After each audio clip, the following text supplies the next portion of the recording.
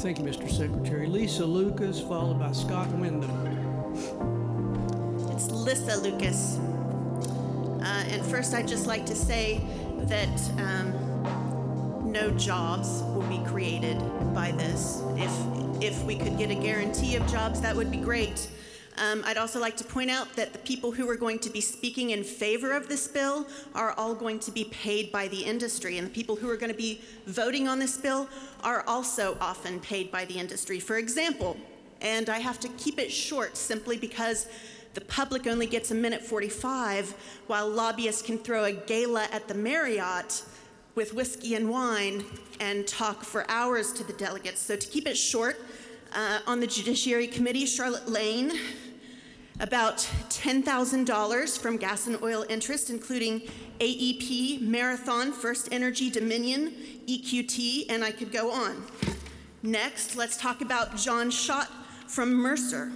First Energy, $2,000, Appalachian Power, $2,000, Steptoe & Johnson, that's a gas and oil law firm, $2,000, Consol Energy, $1,000, EQT, $1,000, and I could go on. Now let's talk about Jason Harshbarger. Ms. Lucas, we ask no personal comments be made. If you want to talk about this is not personal comments. It is a personal comment, and I'm going to call you out of order if you're talking about individuals on the committee. So if you would just address the bill. If not, I'll ask you to please step down. Jason Harshbarger took $3,500, about 40% of his money comes from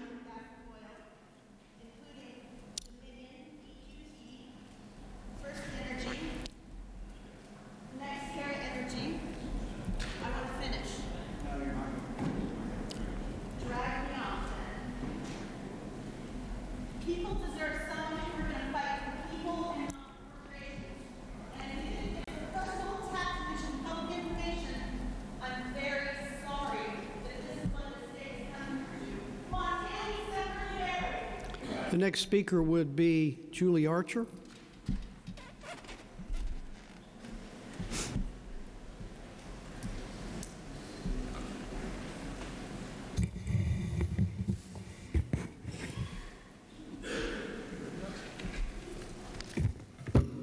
Good morning. My name is Julie Archer, and I'm here today on behalf of the West Virginia Surface Owners' Rights Organization. And I actually prepared my comments with regard to the bill as it came out of the Energy Committee, and our organization opposes HB 4286 as it came out of the Energy Committee because we have a number of concerns and feel like believe that it lacks adequate protections for surface owners and non-consenting mineral owners, although we understand that a number of these concerns have been addressed in the committee substitute. But just more specifically, as the bill came out of the Energy Committee, as it was drafted, the surface owner's consent would not be needed if this statute was used to allow drillers to drill longer laterals through neighboring mineral tracts. And the issue with the longer laterals is that means more time on a surface owner's land, more trucks, more noise, more light, more dust, and other air pollution to drill those longer laterals. And so we believe strongly that the bill needs to require the driller to get the surface owner's consent if the bill's, sorry, I think I had too much coffee this morning. If the bill is used to drill not only the mineral tract under the pad, but any mineral tract that would be accessed from the pad. That is our primary concern with the bill. We also have concerns about being able to use old surface use agreements that were negotiated before the advent of horizontal drilling. We appreciate that some of our concerns are being addressed, but most importantly, we just ask that you consider the interests of surface owners as this bill moves forward. Thank you. Thank you, Ms. Archer. Scott Wyndham, followed by Dwayne Odell.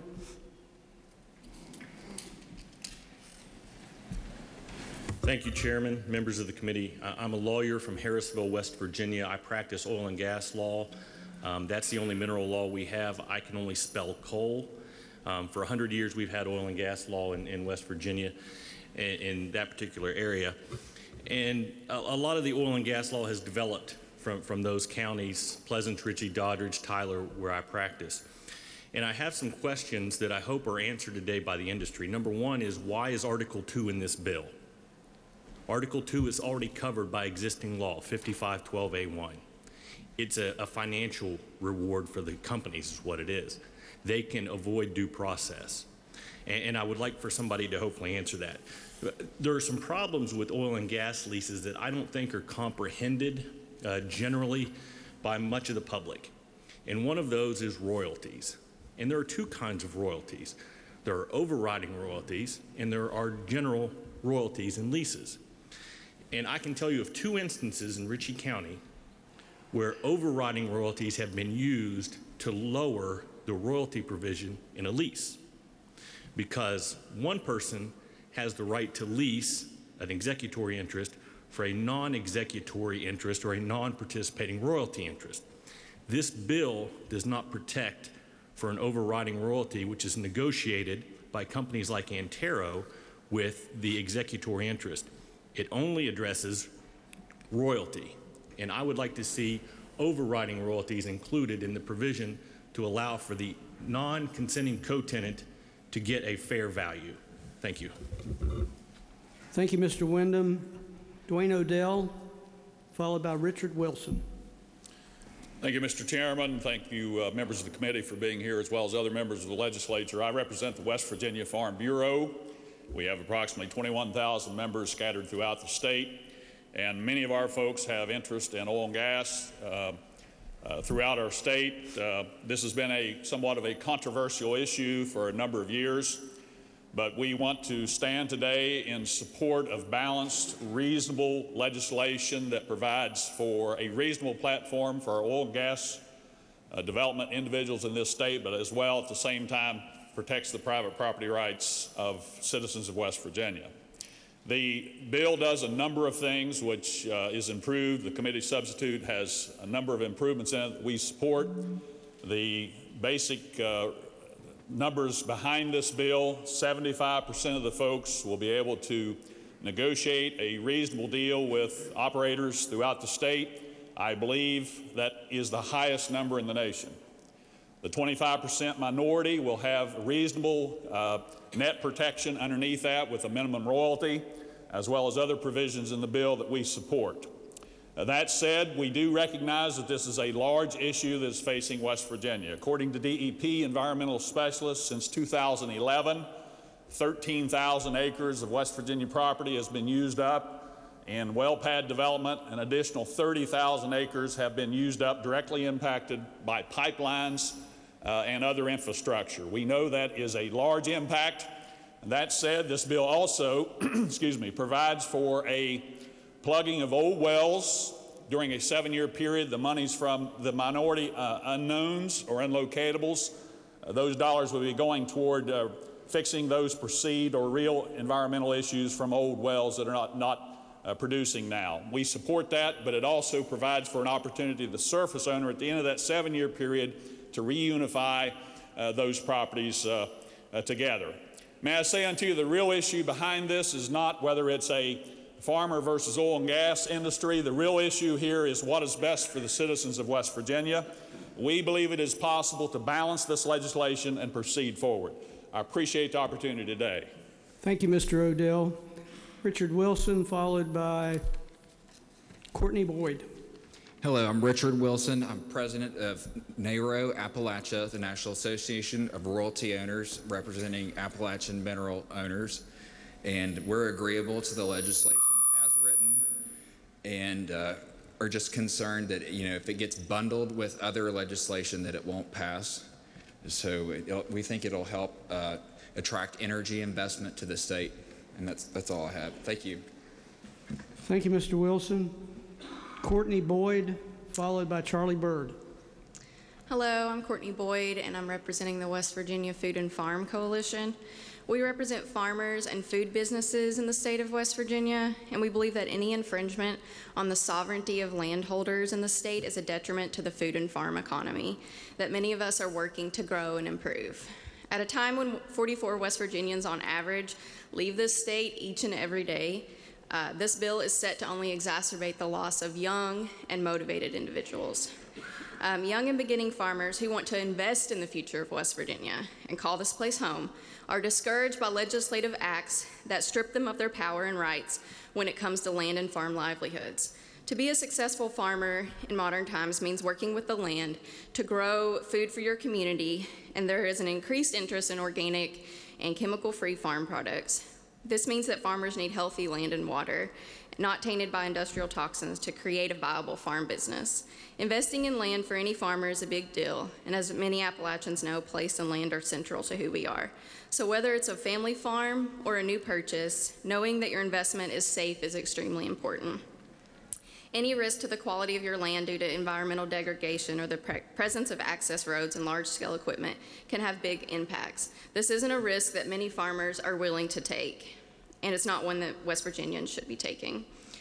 What we need is an investment in our passionate residents who want to make West Virginia the best that it can be, not legislation that strips people of their rights. Forcing aspiring farmers to leave West Virginia or encouraging potential residents to avoid this state is not an option at this time when we so desperately need to create viable career opportunities that encourage young people to stay here. Farming as a business carries the risk of high land and equipment costs, and in some places the market for farm products is just growing or just getting started. There's absolutely no room for farmers to assume the risk when it comes to their land value and to the products they create. They depend on their property for success, and this bill is a detriment to the future. Thank you, Ms. Boyd. Charlie Bird, followed by Doug Douglas.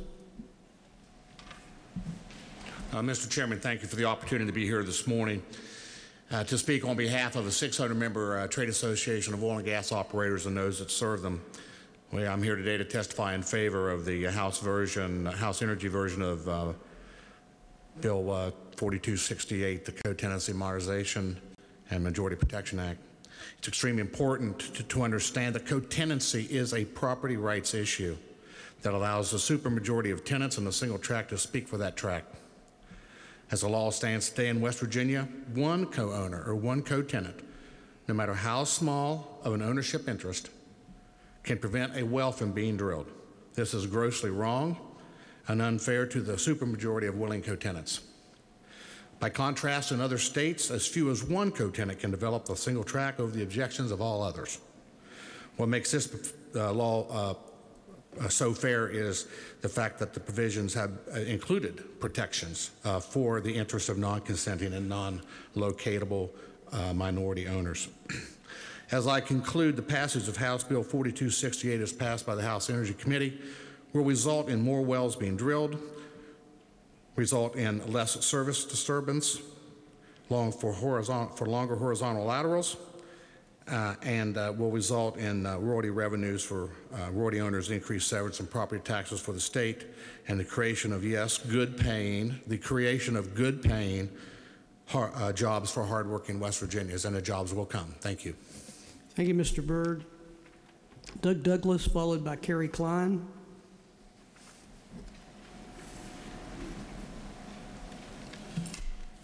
Good morning. My name is Doug Douglas. I work for Reserve Oil and Gas, an independent oil and gas company in Spencer, West Virginia. We're a West Virginia company with West Virginia employees. I just want to let you know that this bill won't help just big out-of-state companies, but it will help small producers like us if it's done correctly. I'll give you an example of how co-tenancy would benefit a company like us and some mineral owners here in Kanawha County. We had a 132-acre tract in Big Sandy District. The title work showed it had 123 heirs, some of them owning as little as 1/972nd interest. We leased a majority of the multiple heirs, but we had 3 holdout heirs in Boston, Massachusetts. Now you got to understand, these people didn't even know they owned this interest until we contacted them. They weren't paying taxes on it. That's kind of typical. Each owned 1/432nd interest. That's 0.0023%. Under current law, without their consent, we couldn't drill, even though we had 99.3% of the interest leased. We did use the current legal remedies and did a partition suit. That took a long time, a lot of costs, and by the time it was complete, we'd moved on and to other areas. That lease is still undeveloped, or that tract, over 100 willing mineral owners deprived of having a well drilled by a couple holdouts. So if this bill had been in effect, those heirs would have had their minerals developed, would have been receiving royalties for several years, and we would have drilled several more wells, helping feed the West Virginia economy. So we stand in support of House Bill 4268 as it was written and provided to the committee. As a conventional producer, the substitute does have some things that would detrimentally impact conventional producers and their use of this statute. So I stand in support of it. It's appropriate, it's necessary, and it's fair to all parties. Thank you. Thank you, Mr. Douglas. Carrie Klein, followed by Thomas O'Neill. Oil and gas infrastructure cripples our long-term economy. It tears up land and pollutes air and water. It threatens agriculture just when West Virginia veterans are entering the agricultural realm in force. And just when our state stands to gain real income from marijuana and hemp production. The bill hampers our growing cultural heritage and ecotourism. Gas workers are already taking needed tourist lodging and raising real estate prices. We want to welcome young families and keep our own here, people who treasure our state and are wooed by prospects of a varied small business economy. The markets are in renewable energy. This bill is un-American and will one day be proven unconstitutional. What if you want to keep your gas? Maybe there will be a less harmful way to extract it someday that does not release methane, warming the earth and producing the storms and floods we've seen recently. We've conducted oral histories and worked with microbiologists documenting grave sickness of families living where gas is drilled and processed. If you are a person who doesn't want to sicken your family, you could be overrun by neighbors with less information who have never been offered a sum of money before. This bill pulls apart communities of people and the natural world and goes against everything our state's heritage represents. Family, community, a love of pristine wild land, and the sanctity of private property. Thank you. Thank you, Ms. Klein. Thomas O'Neill, followed by John Canfield. Good morning, Mr. Speaker. Thank you, or Mr. Chairman. Apologies for the promotion. Thank you. My name is Thomas O'Neill. I've been an oil and gas attorney in private practice for over 10 years. I've represented individuals and exploration and production companies. I've represented both lessors and lessees. I've negotiated oil and gas leases on behalf of landowners, and I've performed title examinations for both production companies and for individual landowners. This has formed the overwhelming bulk of my law practice for over a decade. I appear today as a representative of the West Virginia Oil and Natural Gas Association and speak in favor of House Bill 4268 in the form that it was passed by the House Energy Committee.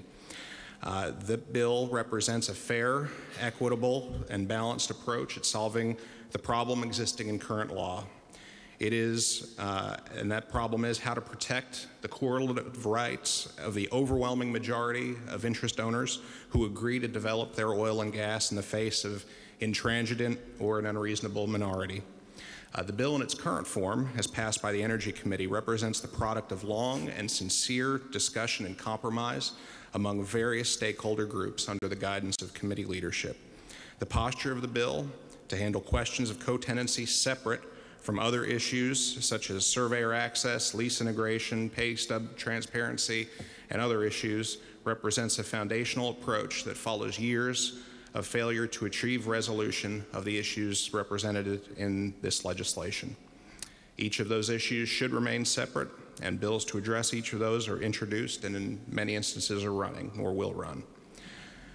Also important to note is that the issue of co-tenancy is highly popular among West Virginians. A recent opinion poll finds that registered voters in all 55 counties, 65% of them support this bill.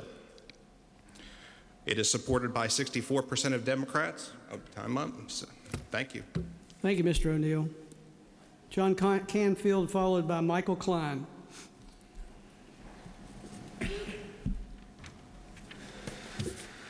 Thank you, Mr. Chairman. I'm John Canfield with the West Virginia Chamber of Commerce. Our member businesses are located in all 55 counties of the state, and our members employ over 1/2 of the state's workforce. Our members create jobs and employ West Virginians. As we gather input from our members before the 2018 session, one issue consistently rose to the top of the list: jobs. What will it take to increase the number of good jobs in West Virginia, to attract companies to invest here, to create a climate where companies can increase the number of jobs? Many of you in the legislature campaigned on this. You pledged to promote policies to create jobs. I'd be hard-pressed to name another piece of legislation that has the potential that co-tenancy modernization does for growing jobs in West Virginia. House Bill 4268 modernizes our oil and gas laws and puts West Virginia on par with surrounding states. We are one of only 3 mineral-producing states in the country without a co-tenancy law. We must do what we can to help this industry thrive. We know that gas development will play an important role in West Virginia's economy. Let's update and modernize the co-tenancy laws so that these obstacles can be lifted, and jobs can be provided for West Virginians. Make no mistake about it, House Bill 4268 is a jobs bill. West Virginia Chamber of Commerce urges you to support 4268. Thank you. Thank you, Mr. Canfield. Michael Klein, followed by Bob Orndorff.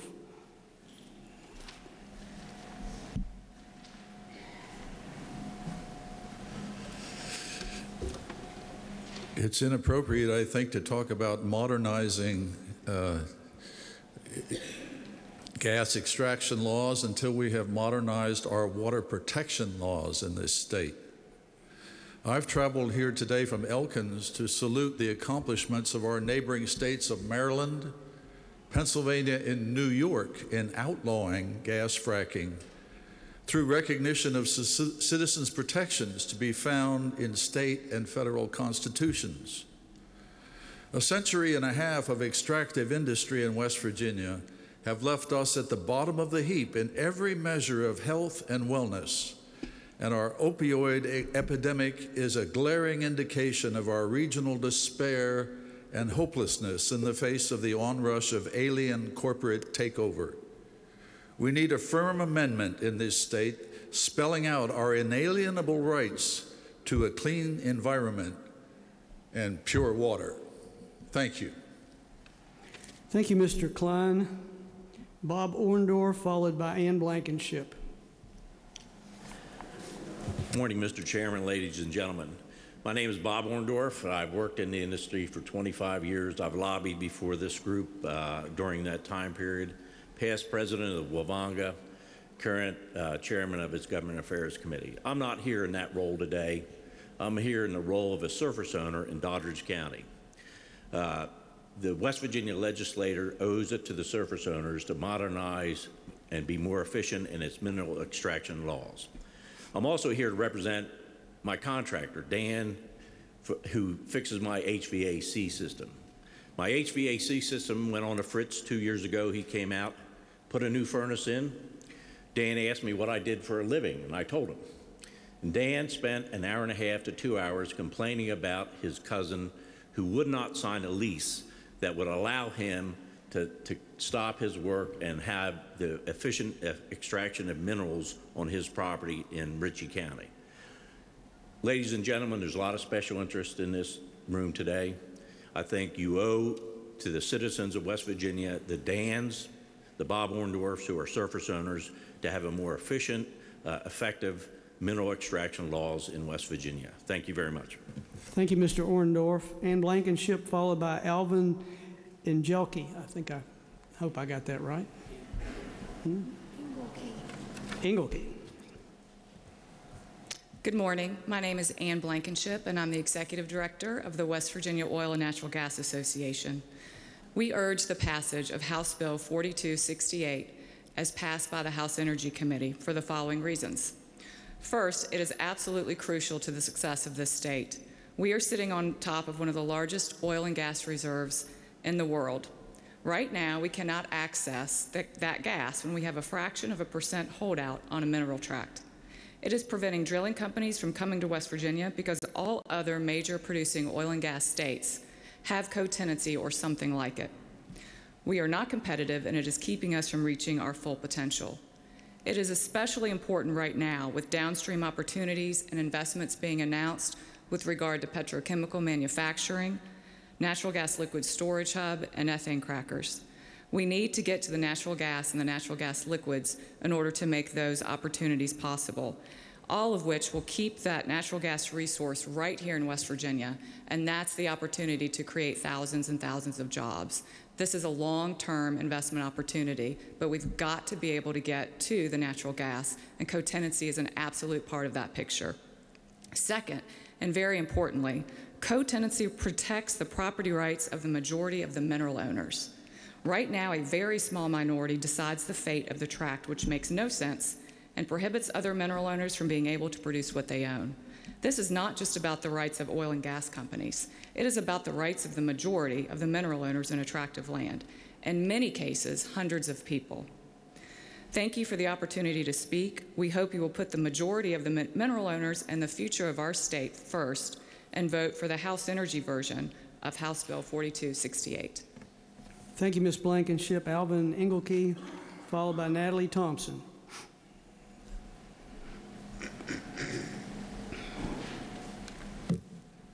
Thank you. My name is Alvin Engelke from Wirt County. I'm one of the leaders in the Wirt Oil and Gas Group, and I'm also an oil and gas producer, among other things. I want to speak in opposition to the bill as it stands. West Virginia is now number 5 worldwide in places to drill. The Marcellus has been determined to be a world-class field. I am all for oil and gas drilling, have been, but this bill puts a cramper on the rights of landowners and mineral owners because it forces you to agree to terms that people who did not read or did not understand the lease agreed to. In the copy of the bill that I've seen, there's no express provision for liquids payment. There is no minimum royalty base. I mean, after all, this world-class pay should be paying a minimum 20% royalty to the mineral owner in addition to whatever overrides the company wants to pay or is required to pay to get other companies involved. I mean, this is, and there's no provision. It should be gross, and it could be fixed, but as it stands now, and apparently some people don't want to pay gross royalties, it is not, in my opinion, the thing to do. Thank you. Thank you, Mr. Engelke. Natalie Thompson, followed by Valerie Antoinette. Good morning. Natalie Thompson, Executive Director of the Ohio Valley Environmental Coalition. Thank you, Chairman, and thank you to the community for hearing us today. I'm speaking in opposition of this bill. Our organization receives calls from landowners with concerns about oil and gas infrastructure all the time. Their concerns are health concerns, air quality, water quality, noise and light pollution, and concerns about their rights, and their concerns about signing leases with oil and gas companies who threaten them with eminent domain. I'm here to represent the folks who cannot take a day off from work or drive hours and hours to get here at 8:30 in the morning on Friday to attend this public hearing on co-tenancy. Co-tenancy, the term, sounds very vanilla. Well, if this bill is passed, surface owners will not have the benefit of a negotiation, a business transaction sealed with a sign on a line and a handshake. They won't have the intention of making a decision for themselves with a win-win outcome where both industry and property owners can both win. What they could have with this bill is a 15-acre well pad complete with massive trucks moving in and out of their neighborhoods, creating noise, damaging and overtaking their roads, cancer-causing silica dust, bright lights, loud noises, and all that keeps them up at night. And they won't be able to say that the oil and gas company took their rights away from them. However, they will be able to say that in 2008, West Virginia lawmakers gave their property owner rights away. This bill is unnecessary and it is invasive. Gas developers can file a partition suit in order to acquire the use of said 25% of properties. Are these the kinds of business practices that we want in West Virginia? Thank you. Thank you, Ms. Thompson. Valerie Antoinette, followed by Mary Beth Anderson. Good morning, I'm Valerie Antoinette. I represent Bounty Minerals, and I'm a board member of Narrow, Appalachia. First, I would just like to thank Chairman Schott and Chairman Anderson and their staff, and how hard everybody worked on putting this bill together, as well as all of the stakeholders in this process. This bill is needed, and it is equitable to all parties. It ensures that wells are going to be drilled in West Virginia. It benefits the state, it benefits the citizens of the state, the royalty owners, and the operators. It encourages development. It encourages the drawing and the development of efficient units, of longer laterals, and of less surface use. It will make West Virginia more competitive with Ohio and Pennsylvania. While we support private property rights, there comes a time when those who own less than 5%, less than 1% of a parcel begin to infringe upon the rights of the majority. The majority also has a right to extract their assets and to benefit from their assets.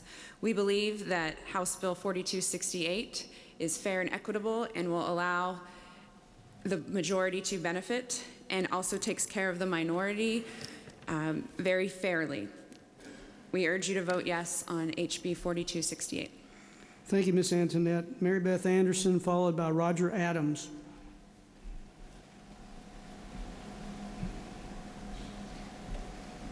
Good morning. House Bill 4268 is a good and fair bill as passed House Energy. My name is Mary Beth Anderson. I'm a native and lifelong West Virginian. I've worked in the shale industry for 10 years, and I'm the president of the West Virginia Oil and Natural Gas Association Board of Directors. Over the years, I have watched some of the greatest minds I know, candidly, work on this problem. How do you grow the jobs? We want the jobs, we want the investment, and we want to protect property rights. 4268 as passed House Energy is the product of those, candidly, years of talks. It is a good and fair bill. It is something on which royalty owners agree and industry agrees. It protects the rights of the majority, it treats the minority fairly and makes sure they are well compensated, and it gives producers some tools they can use to put some units together. Is it a perfect bill? I leave that up to someone with the wisdom of Solomon to say if it's a perfect bill. Certainly from the industry perspective, it is not a perfect bill. We didn't start with surface use agreements mandated for all the non-consenting. We didn't start with the highest royalty for the non-consenting. We didn't start with no post-production deductions for the non-consenting. But we ended up with this soup, with this compromise, and it is a good and fair bill. Is it a perfect bill? I worry that the plan to make a good and fair bill into a perfect bill upsets a very delicate balance. House Bill 4268, as passed House Energy, is a good and fair bill, and I support it. Thank you, Ms. Anderson. Roger Adams, followed by Tom Kittredge. Thank you, Mr. Chairman. I'm a private citizen, landowner, and mineral owner here in West Virginia. I believe this bill violates our constitutional right, property rights. To me, it's a forced pooling and a right to trespass bill all rolled into one bill. It's an attack by corporations with some of you legislators' assistance to force West Virginians to give up their property rights. A majority of property owners should not be able to infringe on the rights of the minority owners. The fact is that the majority of consenting co-tenants as a would-be unit. I'm going to read this, but anyhow, I don't believe a majority of co-tenancy owners should be able to infringe upon us minority. I own 517 acres. Of that acreage, I own in 364 over half the mineral rights. 53 acres, I own less than 25%. I don't own any of the mineral rights in the remaining acreage. I own less than 25% another 900 acres that either adjoins my property or around my property, and I've been acquiring them to tax sales or from individuals so I could have a peaceful, quiet retirement without all this environmental damage. And I'll tell you something else. I know I'm running out of time. I just wanted to say one other thing. I have 3 abandoned wells on the property. They were shallow wells. They had plug or consent orders, plug or produce orders issued on them. And the people just won't do that, and the legislators do not force them to do that. You have a code that says they will plug them at the end of when they no longer produce. But nobody enforces that, I can tell you that. And I've been trying to get it enforced. Okay, thank you, sir. Thank you, Mr. Adams. Tom Kittredge, followed by Andrew Anderson. Good morning. I represent 4 second-generation family-owned and operated businesses headquartered here in West Virginia in favor of House Bill 4268. As of this morning, we have a total of 321 employees. This represents a 42% increase in headcount over the past 18 months. So, we are putting food on the tables of 135 more families than we were in 2016. Much of this growth is attributable to the natural gas industry here in West Virginia, and we are poised to continue this trajectory.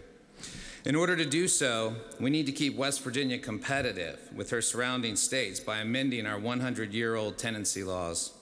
Timing for this is mission critical so that West Virginia will be poised to take advantage of a pending global market. There is already 1 liquefaction plant online in Louisiana, with 2 more coming online this year in Louisiana and neighboring Maryland. By liquefying natural gas and shipping it overseas, the world becomes West Virginia's market. With countries like South Korea paying as much as $13 per cubic foot for liquefied natural gas, companies doing business in West Virginia could double their revenue. Additional revenue creates jobs and fuels philanthropic growth or giving. These numbers will spur growth and are very close to becoming a reality, but West Virginia needs to make herself competitive and make sure its gas molecules harvested in West Virginia and not neighboring Pennsylvania and Ohio being shipped to these overseas markets. So with that, I ask you, please pass the co-tenancy bill and let's make West Virginia a true global player. Thank you. Thank you, Mr. Kittredge. Andrew Anderson, followed by Justin Raines. Good morning. My name is Andrew Anderson. I'm the Director of Business Development for Service Pump and Supply. Service Pump and Supply is a Huntington, West Virginia-based small business that has been operating for 37 years in this region. We work every day with oil and gas companies to move and access water that is needed for the drilling and completions process. The oil and gas industry in this region has allowed Service Pump, that was a heavily coal-based company, to not just survive the recent difficult coal market, but to diversify and grow. Day to day, I oversee the Service Pump's oil and gas efforts. I'm literally boots on the ground almost daily with large producers, small producers, service companies, and I spend every week traveling northern West Virginia, eastern Ohio, and Pennsylvania to talk to people working in the industry, from executives to roustabouts, to learn about what they do, but also hopefully to grow market share. As I see it, it comes down to this. As of the 2nd of February, the Baker Hughes rig count is as follows. Pennsylvania 37, Ohio 23, West Virginia 19. The West Virginia 19 number is actually a good tick up recently, so on the average of the last year, it's actually less than that. So even with the massive natural gas reserves that West Virginia is blessed with, including large reserves on Marcellus, Utica, and Rogersville Shale, we have the fewest number of rigs working in our state to extract our valuable resources. Granted, there are many considerations that go into where oil and gas operators drill, including economics of the types of gas and liquids extracted, transportation, location within existing operations and assets. The list goes on. But one factor that is definitely on that list is the ability of producers to consistently gain access to quality leases, where long horizontals can be drilled in multiple directions, which makes the economics of a well go up dramatically. This factor will only become more important in the future as horizontals get longer, which they do almost every week.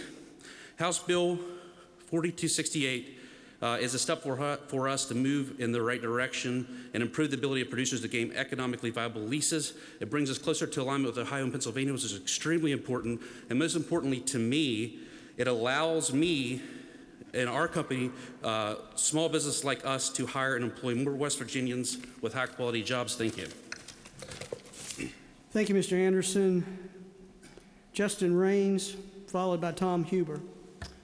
Hello, I'm Justin Raines. I'm chair of the West Virginia chapter of Sierra Club. I'm here representing myself as well as the thousands of Sierra Club members across the state. Unlike most of the people who have climbed up here today, I'm also someone who's actually worked in the oil and gas industry. And by worked, I don't mean sit behind a desk and collected the money that came from the sweat and brows of the people actually out there on the ground wading through the mud, whether it's 110 degrees or 20 below. This bill is being touted as a jobs bill. It's being touted as it's going to save us all. It's not. It's not going to make a single another job for the guy out there on the ground working.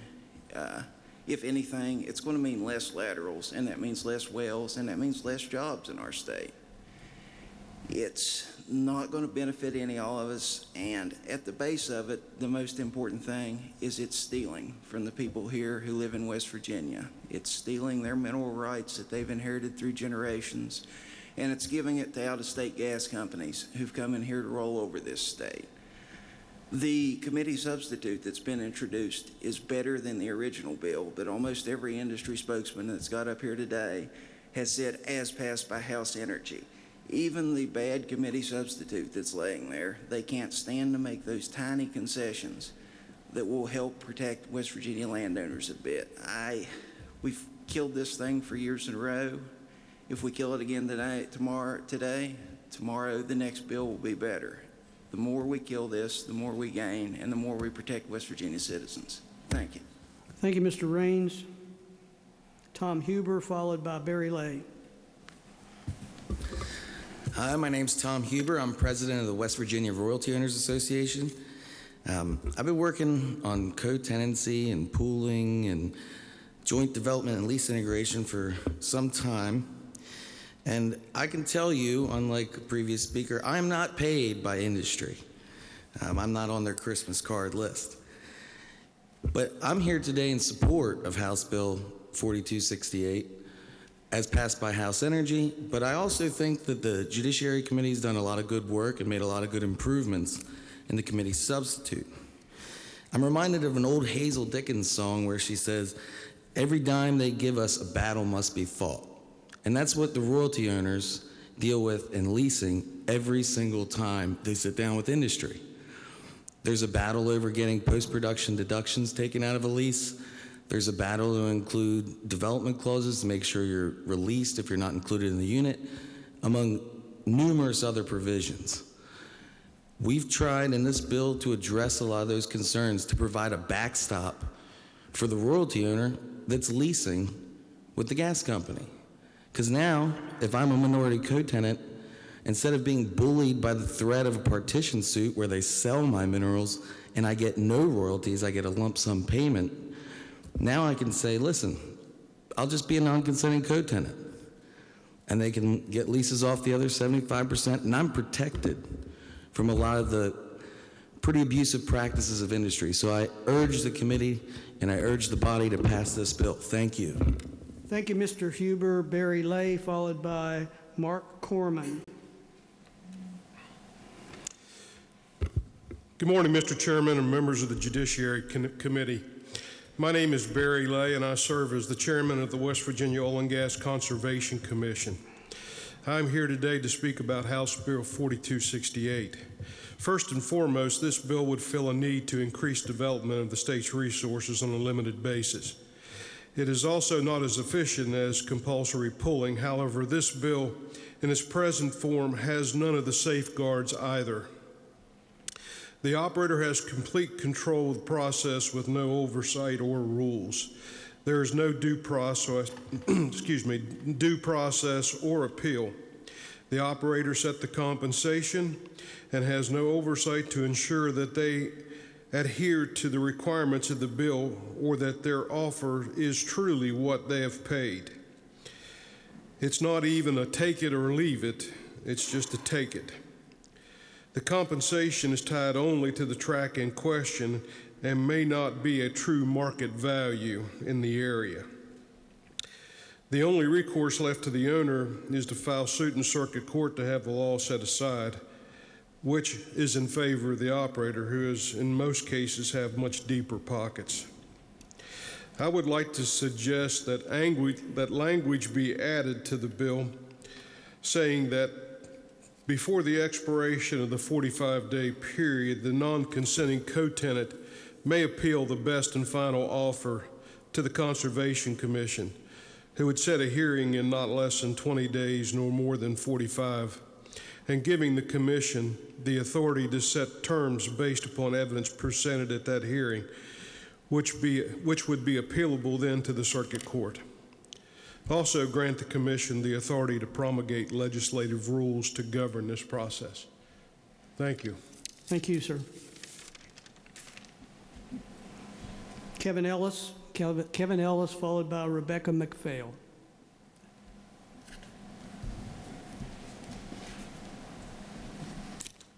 Thank you, Mr. Chairman. My name is Mark Corman. I'm a property owner in Greenbrier County, and I'm here representing all the other property owners who couldn't make it here today and that disagree with this bill that lets oil and gas companies run roughshod over property owners, just like the coal companies have done in the past. It's legislated stealing. Fairness is not an issue in this. Whoever owns the land that wants to develop under their land, they knew the rules when they bought the land, just like I knew the rules when I bought my land, and I expect the state to stick to my property rights and keep them intact. As far as jobs, the word job, I cannot find that word anywhere in this bill. It is only implied by people. People whisper about it. People whisper numbers, like 75% of people approving of this. I've never seen a poll to that effect. Nobody ever asked me my opinion. My opinion is this is legislative thieving, and it needs to be defeated. This cannot be accepted by anyone, and it is not fair in any way to anybody in this state. It is based on greed and the majority bullying the minority of property owners. Thank you, Mr. Chairman. Thank you, Mr. Corman. Kevin Ellis, followed by Rebecca McPhail. Thank you, Mr. Chairman. To the committee and the people present today, we ask that we support House Bill 4268 as it was balanced out of House Energy. I work with Antero Resources, so I work for one of the larger horizontal companies. I've also worked for a conventional producer and provided legal counsel to producers of all sizes and companies who support and service the industry. This is, make no mistake, a bill that will allow for job growth potential. Job growth in the people who are involved in the services in the industry, who provide services to companies like Antero and others, in all aspects of construction, well services, supplies. We employ over 300 people directly at our company, plus about 2,000 people who work as subcontractors for our daily operations. That's a significant number of jobs, and we can do it right, and we can do it with the goal of continuing to protect those West Virginia jobs, just like my job is. This bill strikes a very good balance. The surface owners wanted to get some protections. There's a mandatory SUA provision in this bill. Doesn't exist currently today in law. The royalty owner said, we would like to get some protections on getting the best lease royalty and no post-production expenses. That doesn't exist today. It's in this bill. We also have been concerned about old wells. There's money and funds available for this in this bill also to take care of that. So it strikes the right balance. We urge passage of the bill. Thank you. Thank you, Mr. Ellis. Rebecca McPhail, followed by David McMahon.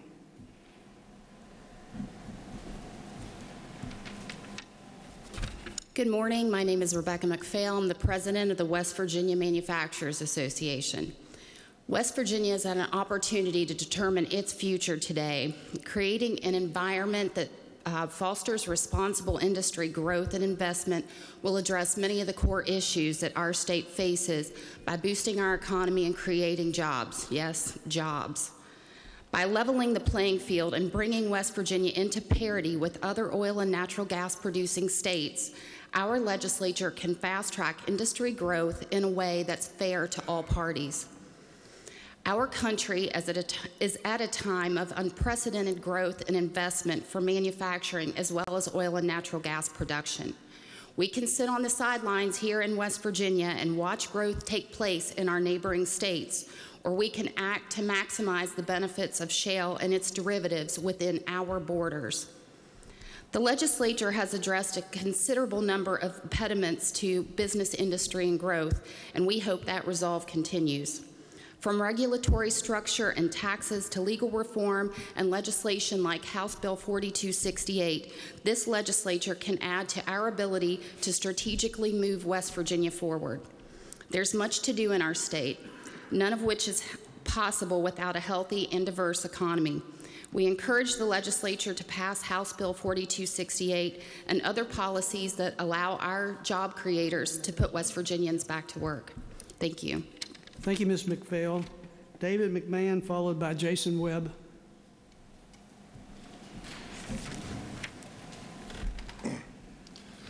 My name is David McMahon. I am a lawyer and co-founder of the West Virginia Surface Owners' Rights Organization. We are opposed to the version as it came out of Energy, and I think it's an inappropriate use of the word compromise. It implies that we agreed to it. We did not. We are in favor of the bill as proposed by the committee substitute in Judiciary, and we would urge others to also support the bill if it passes in that form. We have 900 members, but we also speak, there are 1.8 million, they've been talking about the number of jobs. 1.8 million people live on the surface in West Virginia, 1 million of them outside of cities. All of them are at risk for what could happen to them. And for many of them, their property is their major asset. This is an old well that's been drilled for many years. Thank you, Vanna. This is a 1995 well. The next picture is you're also going to see the 1995 well compared to the Marcellus well. This is that 1995 well. This is what a Marcellus well pad looks like next to it, and that just shows part of it because the next picture is a Google Earth of that same pad, and you can't even see the conventional well compared to a Marcellus well. That pad was used to drill 9.7 miles of horizontals. At one period of time, 1,500 trucks loaded with liquids, some with hazmat signs on them passed. According to the air permit, after treatment, 8 tons per year of hazardous chemicals, 92 tons per year volatile organic chemicals, 25,000 tons of greenhouse gases. If you pass this bill, they'll be able to drill longer laterals from this pad, more trucks, more air pollution, more air pollution, more noise. If you're going to pass the bill that lets them do that, I think you have an obligation to require the surface owner to consent to the additional use of the pad, of the surface where the pad is, to drill those longer wells. This is not going to stop drilling. These leases go from 14, 15, 16, 18%. The difference between a 14% and a 15% lease is, over time, the pad generates $250 million. The difference between 15 and 16% is $2.5 million. If you give the surface owner $2.5 million over time, most surface owners are going to agree to it, and if not, they can drill a horizontal a mile long and get under me from someplace else. Thank you very much. Thank you, Mr. McMahon. Jason Webb, followed by Brett Laughlin.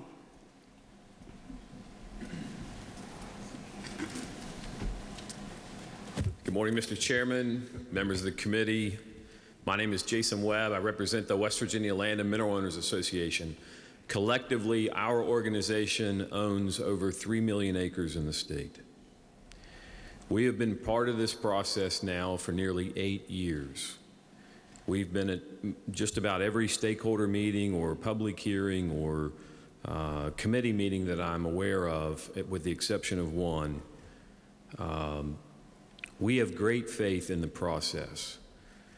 We were engaged at a variety of times throughout this process as it relates to the non-consenting landowner, the non-consenting mineral owner, and we believe that the product that is produced here today has many, many, many protections because of our efforts, along with some of the other efforts from the Farm Bureau and the Royalty Owners Group. And I have great faith in the chairman and the members of House Judiciary as they're working through a COM sub that adds additional protections.